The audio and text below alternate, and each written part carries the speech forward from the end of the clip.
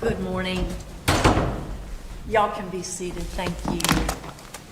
Apologize for the delay. The Third Court of Appeals welcomes you. Justice Triana and Justice Kelly and I are glad you're here today. We are broadcasting this argument via YouTube, and it'll be available to you on our YouTube channel if you choose to check that out after the argument. We also have with us one of the parties, the appellees, exhibits for the oral argument today. This is cause number 032363CV, the City of Killeen versus Encore Electric Delivery Company. If I could have counsels introduce themselves and state whether they're ready or not. Yes. Yes, Your Honor. For the iconic City of Killeen, James Parker, with me on the bridge is Rosalind Warner. We're ready to go. Thank you. Michael Heidler for Encore, the appellee. Wonderful. Thank you so much. Counsels, I think you were here before. The way I've got it separated is 15 for your side, 20 for you, and 5 for you. If that works for the parties, then we'll go ahead and ask Mr. Parker to proceed. And the yellow light means you have 2 minutes left, and the red means you need to wrap up. Yes. Yes, Your Honor. Good morning, and may it please the Court. Yes, sir. This is kind of a strange little case. It's a case in which Encore seeks an advisory opinion against an immune governmental entity. And the Court may be skeptical of that and say, well, why on earth would anybody do that?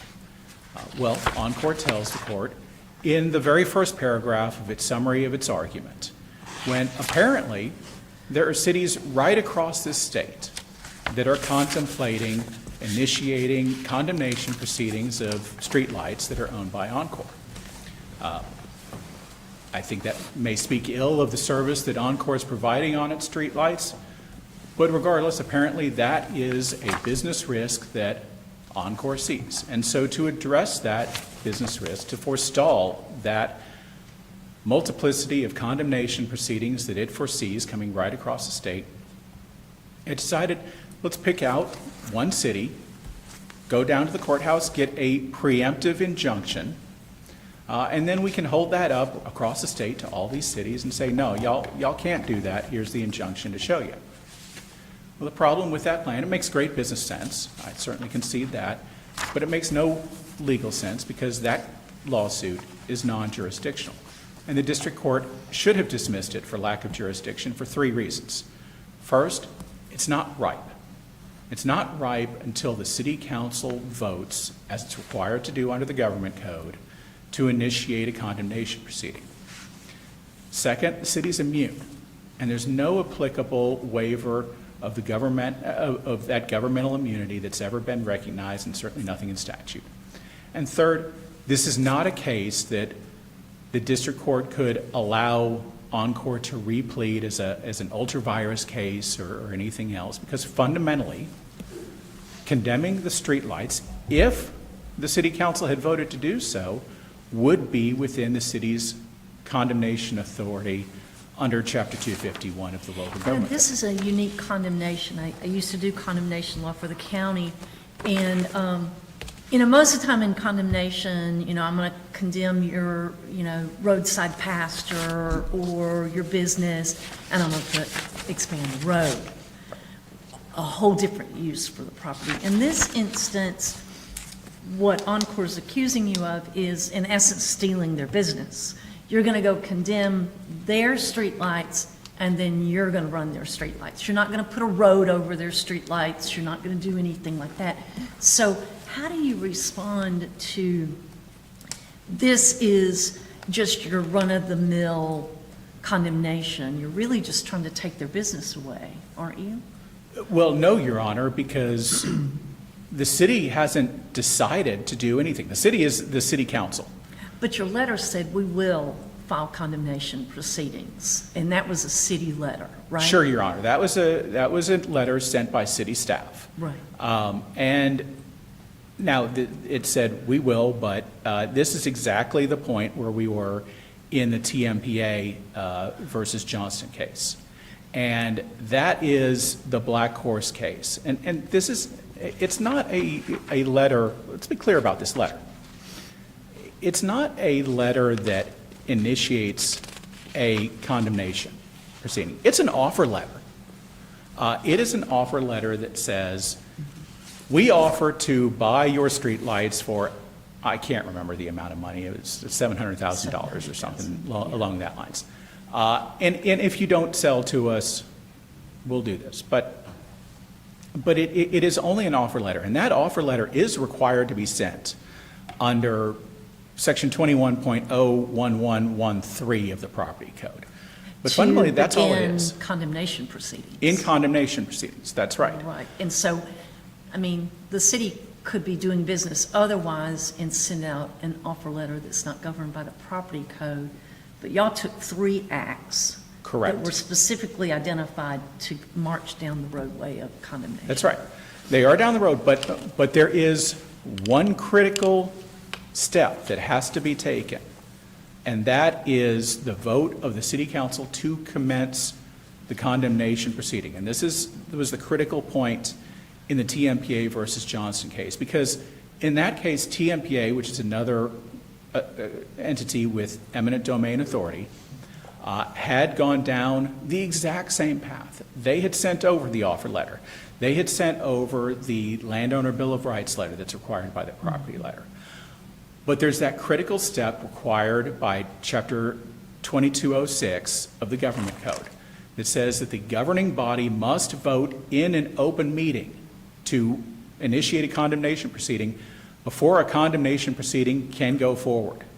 Let me think about this practically. Sure. So is it your position that that vote could occur, and then if Encore beat you to the courthouse the next morning with their papers, they could seek the injunction? But if you beat them to the courthouse the next morning to file your condemnation, then a special commissioner's court would go, and would they ever be able to kind of preempt quickly to get their injunction, or would the special commissioner's process start going and they don't get to do anything until they're in court on your condemnation proceeding after the award is made by the special commissioner? Well, and here's the thing with Chapter 21, and as Your Honor knows, Chapter 21 is a detailed and comprehensive statute that lays out the steps you go through. Mm-hmm. And in Chapter 21, Encore, as the landowner, gets to assert all of its defenses. It can move to dismiss the condemnation on the basis that the condemning authority does not have condemnation power. And while that condemnation process is going on, it can seek an injunction to prevent the condemnor from entering into or using the property that's at issue. So Encore, if the city council makes that vote, and whether it has initiated, once it initiates the condemnation proceeding, Encore gets its day in court. It gets to assert all of its defenses. And the legislature could have permitted a preemptive injunction proceeding, the one that Encore filed here. It could have waived governmental immunity to that, but it didn't. It set out the clear path to allow Encore to have its day in court and assert all of its defenses. But let me, so I can understand, because I did not practice condemnation law. So let's play it out. Let's assume the city starts condemnation proceedings. Are you saying that Encore could then go to the court and say, I want an injunction? So we get to keep this while this is all going through the commissioners who, if I understand correctly, all the commissioners decide is how much it's worth. They don't decide whether it's constitutional or not, correct? That's right. Okay, so does the court get to say, while that's going on, y'all can keep running your streetlights? Yes. The court can absolutely do that. Okay, and if that's the case, then can the city of Killeen appeal that interlocutory and not have to post a bond, and they get to appeal it and actually take? Once again, I don't know a lot about streetlights either. So whether it's the posts and the wires and everything else? Yes, Your Honor, it would be an injunction, and so I believe under 51.014A4, that would be appealable. Correct. So Yes. I guess my question is, it's appealable. It is. City of Killeen doesn't have to post a bond other than maybe the bond for whatever the commissioners decide the appropriate amount for the compensation. That's would right. be. But in practicality, the city would just take it over. No, no, I think the district court could issue an injunction to prevent the city of Killeen from using or entering onto those streetlights. Correct. And then we wouldn't be taking it over. But you appeal it. And We what would happens- appeal, What and happens from the appeal? I would imagine that Encore would do as it did in this case, is seek an injunction from this court to preserve its jurisdiction on that. And that injunction would be in place during the appeal. So no, we would not take it over. So no, there's the path within Chapter 21, within the processes that the legislature mandated to wait for the city council to take that vote. And just in the TMPA versus Johnson case, in which the First Court of Appeals held that it's not ripe until the TMPA board votes, that court said, look, this is not an immediate or unavoidable lawsuit. And those are the two requirements, because this is very avoidable. We don't know how the TMPA board would vote. We don't know whether it would vote. The two parties may negotiate an agreement not to avoid a condemnation entirely, or the TMPA board could vote no. And it's the same with city council here. So But city council unanimously agreed to send this letter that said we will file condemnation proceedings. No, Your Honor. I would disagree with that. The city council unanimously agreed to send an offer.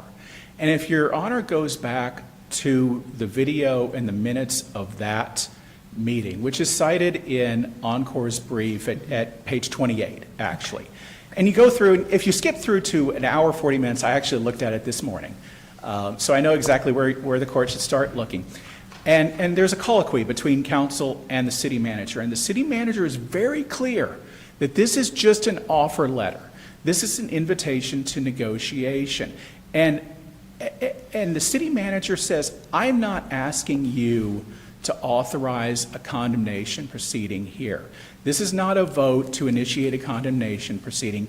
That's down the road. And hopefully we never reach it, because this is just an offer. It's an invitation to negotiations. So, no, Your Honor, that was specifically not what the council was doing, specifically what the council thought it was not doing with that vote. So two questions. One, then, is it your view, as soon as the city council takes that vote to officially proceed with condemnation, then the case is ripe? I think the case is ripe at that point, Your Honor. I think there are other problems with the case. Sir, I'm just focusing on the ripeness, not to, immunity and all that, but. Yes. Okay. And then question two is, why shouldn't we just stick with Patel? Why isn't threat of litigation good enough? Why should we follow the reasoning of this Johnston case that, lies out that the vote is the pivotal point? Sure. Well, because Johnson is a very different case. Patel is a very different case. Johnson's the same statute, same circumstance. Patel is a different case where the legislature has already given the department authority to enforce. There's no vote of the licensing commission or anything to initiate an enforcement action. So one decision maker versus 6 or however many people are on the city council of Killeen. Well, it's that it already has the authority to go ahead, and so, and this is the DPS versus Moore case. Anticipated litigation can be right, and it was in the Patel, but you need two factors. There has to be in the immediate future. So It has to be really soon. Like, there doesn't have to be a literal race to the courthouse, but maybe definitely a metaphorical race to the courthouse. And second, it has to be unavoidable. And so when the department says we are going to enforce, and it has a history of enforcing, and it has sent that letter that we are going to enforce, and there's no further action, that it doesn't need to go up to a board or a commission to authorize that enforcement action, well, at that point, it is unavoidable. TMPA versus Johnston, and in this case, are very different. Whereas the legislature has already granted authority to the department and Patel to enforce, the legislature has distinctly not given the city authority to initiate a condemnation proceeding right now before the city council or before the TMPA board, either one, has voted in open meeting to initiate that condemnation proceeding. If we had filed a condemnation proceeding without that vote, Encore would be up there to the district court saying, we move to dismiss because this is outside condemnation authority because the city council did not vote to initiate this condemnation proceeding. Therefore, it violates 2206.053. This is an illegal condemnation proceeding, and they'd be right. So it's not the Johnston case. It's the legislature that has created that tipping point in 2206.053 that before that city council vote, it's not right because before that city council vote, a condemnation proceeding would be illegal. And so, And Mr. Parker, you'll need to wrap up, and we'll come back to you in a minute. Because I have lots of questions. Okay. time flies, We'll Your get Honor. those. All Thank right. you, thank you. Yeah, drink some water and get ready for Judge Triana's questions. Mr. Heidler.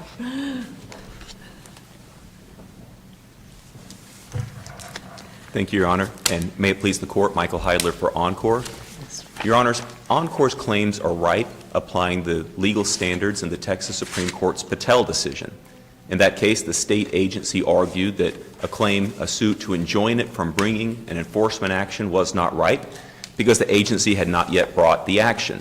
Okay, and Mr. Heidler, every time somebody quotes a 1934 case to me from the outset, I always question. A few things have happened. The legislature's met a few times. There might be some things that might have changed things. So tell me why I should not be suspect to a 1934 Supreme Court case when the property code has been amended related to eminent domain. You mean the Lone Star gas case? Yeah, my apologies, yes. So Lone Star, I think, is relevant for three reasons, right? The main holding is that the court can enjoin a city from initiating a threatened condemnation. So that deals with the ripeness and the immunity, and I can talk about those, but you're asking about the holding with respect to, is the condemnation permitted, right? And the City of Blue Mound case, the Fort Worth Court of Appeals analyzed the current property code, the current local government code, and said those statutes, just like the condemnation statutes that the Supreme Court considered in Lone Star, do not express any intent and do not contain any mechanism for a condemnor to compensate a condemned utility for the going concern value of its utility business. In the City of Houston versus Southern Water case, the 14th Court of Appeals reached the same conclusion. Now, we recognize that this court in the Texas building owners case questioned whether that part of Lone Star remains valid. Does it survive the Supreme Court's subsequent decision in Bar Shop, where the Supreme Court held that the legislature had created an adequate mechanism for property owners to be compensated for a taking of groundwater rights? But in the Texas building owners case, this court didn't have to reach that question. It didn't reach the question because it found that the regulations in that case did contain an adequate mechanism for compensation. So after the court issued the Texas building owners case, that's when the Fort Worth Court of Appeals did this in-depth analysis into the statutes and said, well, wait a second, these statutes really don't provide for compensation for anything other than property. They're providing the fair market value of property. They're not providing the business value, the going concern value for a condemned utility business. So that's why we think that the Lone Star case, that aspect of it, is still valid. But we think that the other aspects of the case are still valid because the court's holding is consistent with modern ripeness jurisprudence, and the modern doctrine of governmental immunity. Well, let's take a step back on the ripeness. In Lone Star Gas Company, was ripeness challenged? It was not challenged, but the court, sua sponte, looked to see whether the threat of condemnation was sufficiently certain. So it looked and said, well, here we have a threat of litigation that is bona fide, real, and imminent. That's why the court went forward to decide the case. Well, did they say that, or did they assume that, I guess is my question? Because they say, we remarked the city's not contending it was threatened, nor that the threat was impending, but we will therefore, in light of the importance of the questions to the public at large, consider the case as if such threat to institute the proceeding still exists and is imminent. So is that determining that the threat is imminent, or is that assuming that the threat is imminent for purposes of ripeness? I think it's the latter, but the only reason the court would need to make that assumption is because it's recognizing if there's no imminent real threat of condemnation, the court shouldn't be deciding the case. And that's consistent with the Patel decision, right? And Patel, the state agency, says the suit's not ripe because we haven't brought the enforcement action. And the Supreme Court says that's not how ripeness works. The case is ripe because there's a real threat of a likely enforcement action, given that the state agency had sent warnings to the plaintiffs and had brought enforcement actions against other parties. Now, the city says that the Patel decision is distinguishable because in that case, the decision would be made by an individual, the executive director of the state agency, whereas here the decision would be made by the city council. But ripeness does not hinge on whether the decision maker is an individual or a governing body. And I'd give the court... Mr. Adler, when do you claim that this suit became ripe? Was it the letter? Was that the final time where you say, okay, that made it ripe? Certainly. So on tab 1 of my exhibits, I've reproduced the letter, and the court has the letter in front of it.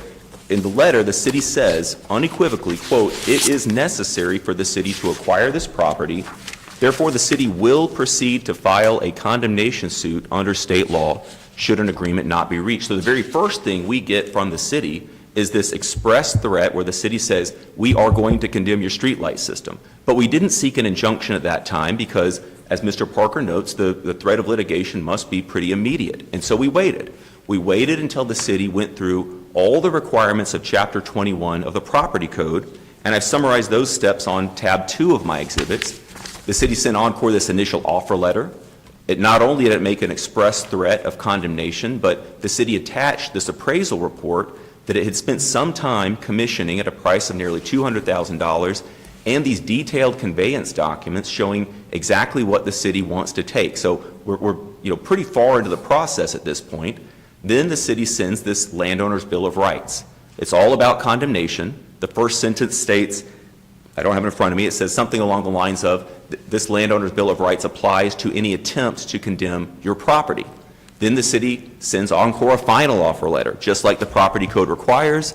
And finally, the city places the condemnation on its city council agenda exactly 14 days later, which is the minimum statutory time period in which the city could file the condemnation petition. So we waited until the last moment, unless we're going to have a race to the courthouse, which is what we're trying to avoid. And that's when we filed the condemnation petition. On the right... Was the final offer letter? I'm sorry, Your Honor? So was it the final offer letter when it became ripe? So the case law is not clear on exactly where in the condemnation process you need to be. We would distinguish the Johnston case that the city relies on, because in the Johnston case, the state agency had not gone through all those steps, right? And there were a lot of other differences between this case and the Johnston case. So certainly, once the city sends the final offer letter, they've threatened litigation, they've gone through all the Chapter 21 requirements, they're poised to consider this at a city council meeting. That's a real threat of litigation. It's an imminent threat of litigation, and we're justified in filing an injunction under Patel and under Lone Star Gas. It doesn't. And so why don't you wait till the race to the courthouse time? Clearly, it's right. They voted.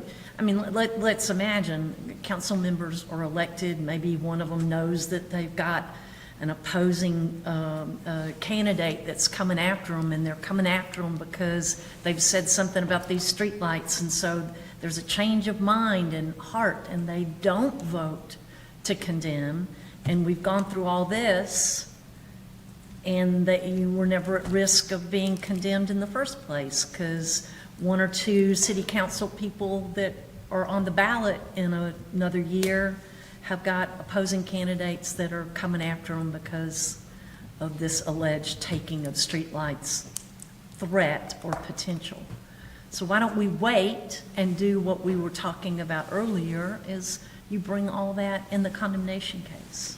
So the first reason is because Lone Star says we don't have to wait, right? Lone Star says the court can enjoin the city from initiating a threatened condemnation before the petition is filed. And in this case, that's really, really important, because I believe I heard Mr. Parker say, and maybe I misunderstood, but that while the special commissioners are conducting the administrative phase of the case, we could just go get an injunction. That's categorically not true. I'd cite the court to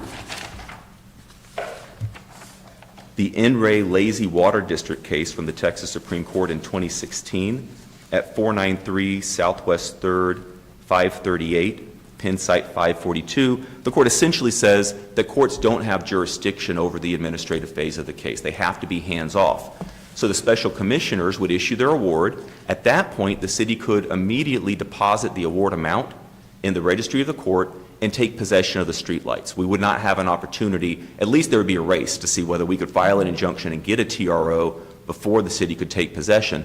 Once the city has possession, we face some real problems, some real practical problems, because we are heavily regulated by the PUC through our tariff, which is in the record. We attached it to our petition. We have obligations to maintain these streetlights, to repair the streetlights. Well, if the city has possession of the streetlights, that becomes tricky. We also have what we allege our distribution system and our streetlight system are inextricably intertwined. And that creates a real problem, because once the city has the first streetlight, remember, they're just condemning the streetlights. They're not condemning the wires that connect one streetlight to another. Could they do that? Could they condemn those wires? They could not, because they're trying to condemn the going concern value of our business, and the statutes don't provide any mechanism. But let's say for a moment, are you saying that they can't condemn the wires because that's part of the regulated utility? Or are the wires and the poles a part of the regulated utility and an ongoing concern? I'm a little unclear about how the regulated utility component and the ongoing concern argument intertwine. Are they separate arguments? Are they intertwined?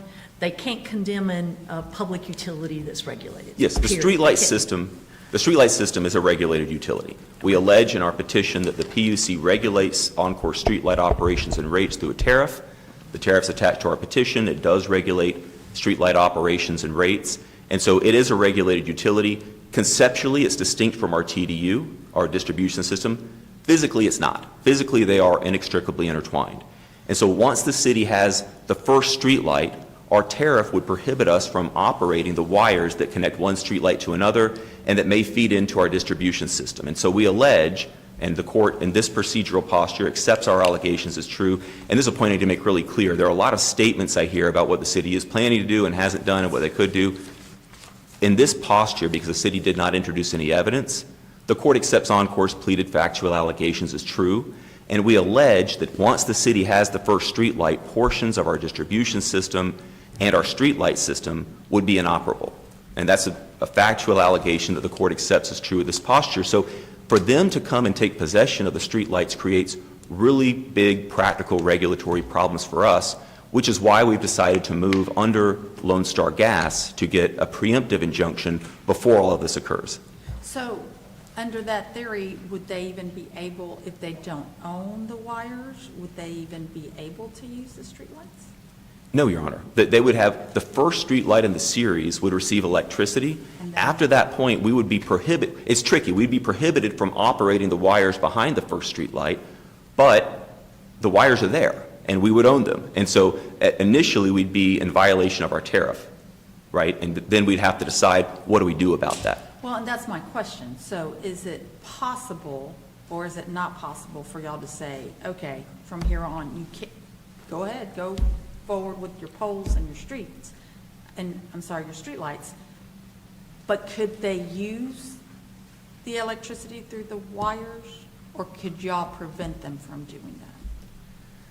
Physically, I guess is my question. Physically, we allege, and again, this is a pleadings challenge. I understand. Our allegations are that our systems are inextricably intertwined, and so if the city condemns the streetlights, portions of the distribution system and portions of the streetlight system would be inoperable. That's what we allege, physically would happen. Okay. If I may, I need to say a word on ripeness about this Johnston case that the city relies on so heavily and how it relates to Patel.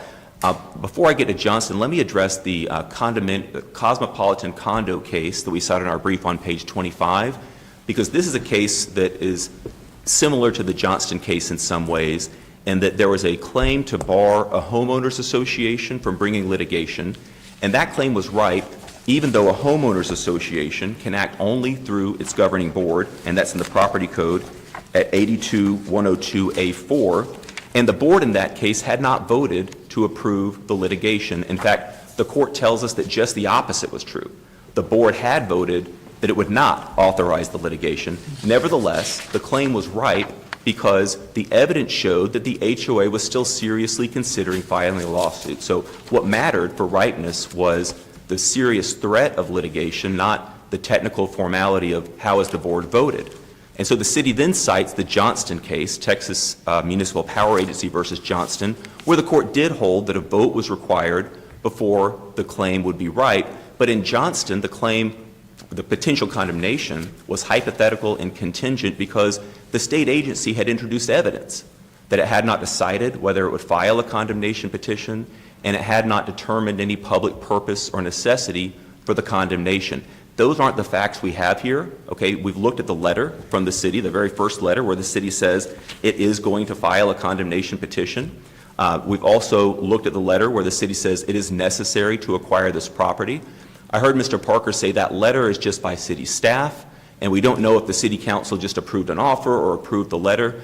I'd urge Your Honor to look at the Cosmopolitan condominium case that we cite in our brief.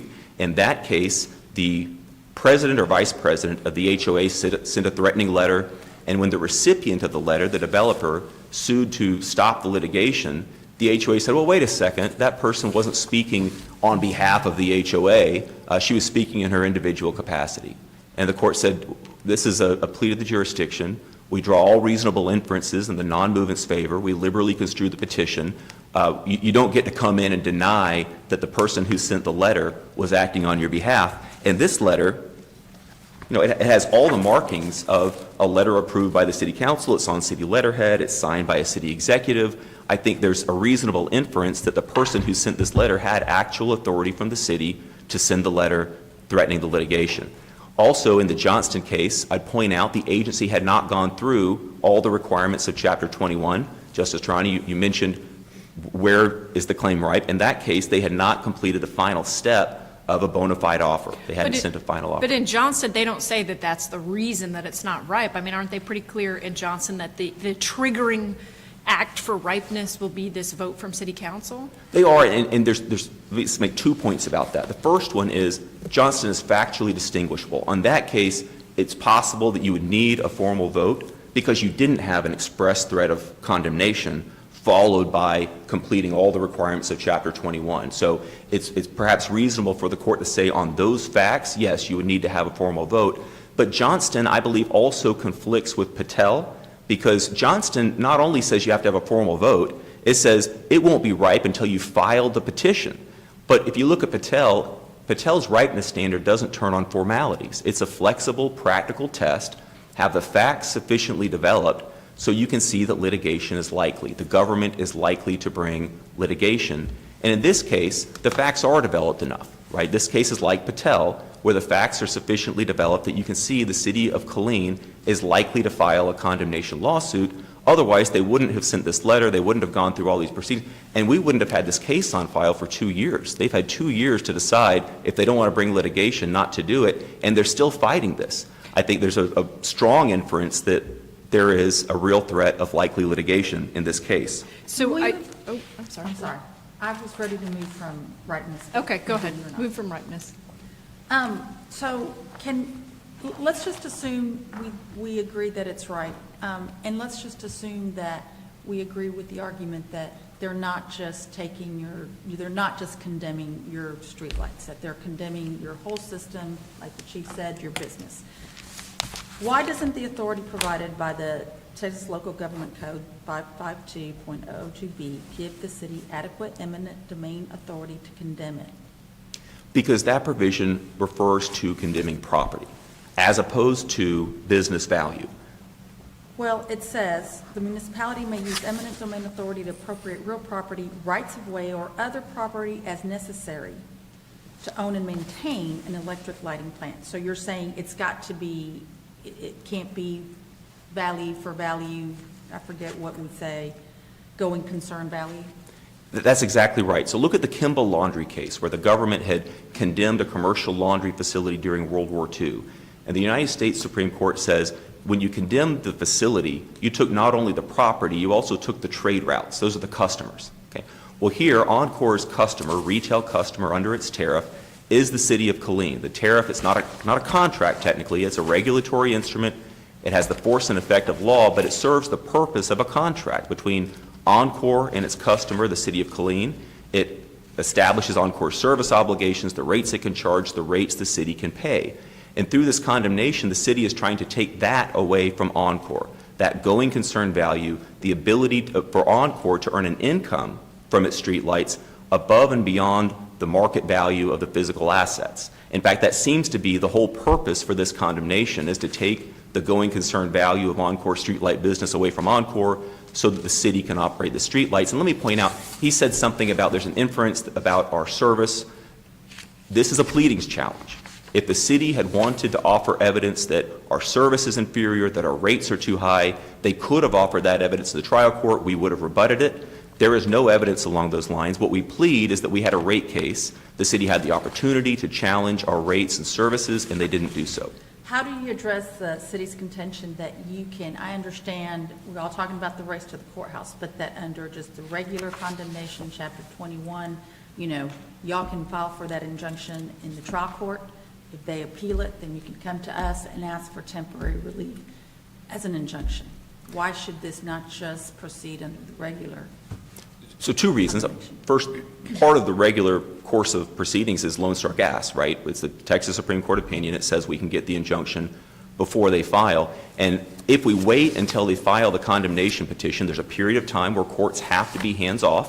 That's the administrative phase of the condemnation. Once the case is converted to the judicial phase, the city can have possession of the streetlights, and once they have possession, we're in real trouble under our tariff. But you can go to the trial court right then and there. Potentially, it is a big risk, because they're going to see the award and be able to go deposit it, and having done this for a while, I think they could deposit the award faster than we could go draft a TRO, go to the trial court, and get a temporary injunction. That's the risk. As soon as they deposit the award and get rid of possession, we're in trouble under our tariff. So that's why we're filing this lawsuit now. And my last question, do we have to conclude that your streetlight business is a regulated utility in order to decide that y'all are entitled to the going concern value? You do not. And I point the court to the Kimball Laundry case. That is where the government condemned a commercial laundry facility during World War II to take over and operate the facility. The United States Supreme Court said you appropriated going concern value, so you have to pay for it. The commercial laundry obviously is not a regulated utility. If there are no further questions, I'll sit down. Thank you so much. Thank you, Your Honors. All right. And now, let's hear from Mr. Parker. Yes, sir.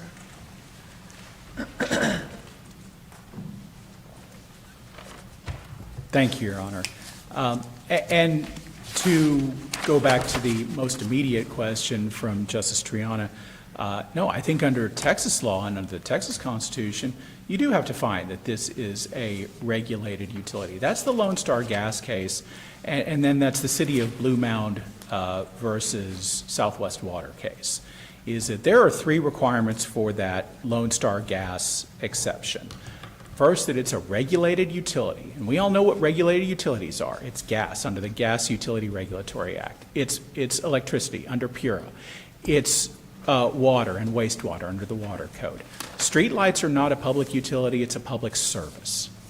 So it has to be a regulated utility, it has to be the entirety of the regulated utility.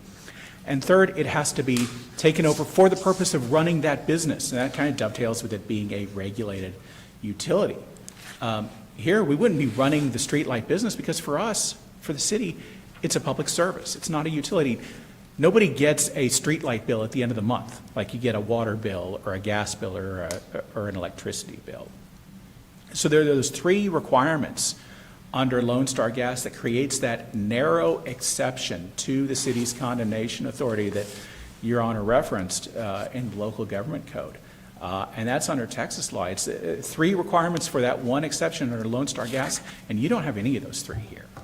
How do you see if they decide, y'all get to condemn not the wires, but under their rules, they cannot provide electricity or whatever from the first one? What is the city going to do with one lamppost or one streetlight? Your Honor, I don't know. Conceivably, there's an engineering solution. Conceivably, we run new wires. But we've been talking about a lot of ifs. We use the word if and would a lot here in this discussion. My friend Mr. Heidler used if and would a lot here. It's in their brief. You and I are talking about ifs and woulds. This is a layer of hypotheticals which reflects why this isn't right. But this is different, like the chief said, from a condemnation of, property where at the end, the property's still there. Sure. Versus, streetlights, it would seem to me that if I was a citizen of the city of Killeen, I would want my streetlights to work. Sure. Not have y'all decide, what's going on in that period between the commissioners and what the trial court does or does not do, or what we do or do not do. So Sure. I don't see this as, I think the ifs are very important. The ifs are hugely important, Your Honor. They're just unanswered here.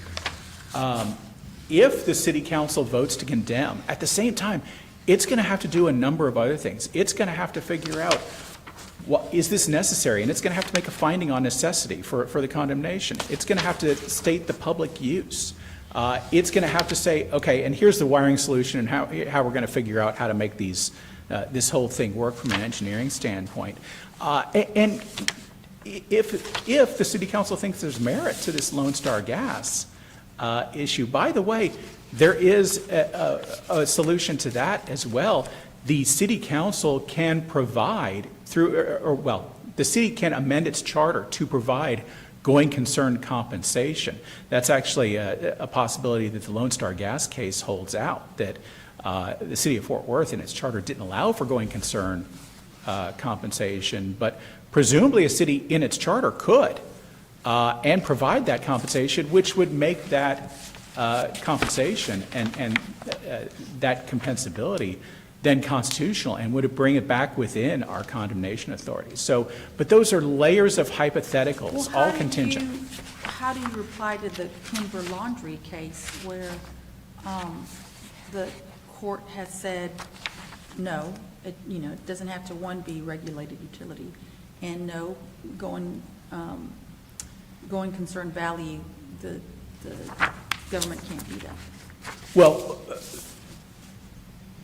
conceivably under our city charter, we would be able to do that if we amended our city charter to allow that. We could provide going concern value for the value of the business if the city ultimately went that route. Okay, so you don't agree that y'all are prohibited from actually taking over and compensating? Under Texas law, no, we're not. We're not. No, we have full power of self-government. We have full eminent domain authority. And if, so long as we can provide just compensation under the Constitution, which conceivably, pending further action from the city. Y'all would have to change your charter. If Lone Star Gas were to apply, which for the reasons we talked about some moments ago, we don't think it does, but there is a path to doing that as well, hypothetically speaking. So, Thank you very much, Thank you, Your Honor. counsels. We appreciate your argument, and the case is going to be submitted today, and we'll stand in recess. Thank you. Thank y'all very much.